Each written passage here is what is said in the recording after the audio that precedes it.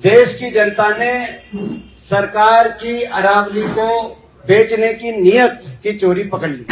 जनता को समझ में आ गया कि ये 100 मीटर की पैरवी सरकार ने क्यों की। सुप्रीम कोर्ट केंद्र सरकार का स्टैंड क्यों था 100 मीटर का, क्योंकि 100 मीटर का कोई औचित्य नहीं है। 100 मीटर का जो सरकार ने जो पैरवी करी उसको ना सिर्फ जनता नकार रही है, उसको स्वयं सुप्रीम कोर्ट की एम्पावर्ड कमेटी ने कहा कि 100 मीटर का कोई औचित्य नहीं है। सुप्रीम कोर्ट के न्याय मित्र ने कहा, एमएस क्यूरी ने, कि 100 मीटर का औचित्य नहीं है। स्वयं सुप्रीम कोर्ट ने 2010 में कहा था कि इसका कोई औचित्य नहीं, लेकिन उसके बावजूद सरकार ने इसकी पैरवी करी और ये गाइडलाइन सरकार ने सुप्रीम कोर्ट के माध्यम से, लेकिन क्या नियत थी सरकार की, वो नियत पकड़ी गई। और उस नियत के पकड़े जाने के बाद आपने देखा होगा कि लगातार बयान आए।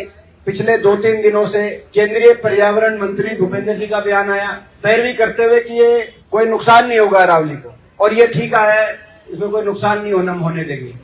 इस निर्णय के सुप्रीम कोर्ट की जजमेंट की पैरवी करते हुए उनके बयान आए, और दूसरे केंद्रीय मंत्री मनोहर लाल खट्टर जी के भी बयान आए। मुखर होके केंद्र की कैबिनेट के 2 ही मंत्रियों के बयान आए।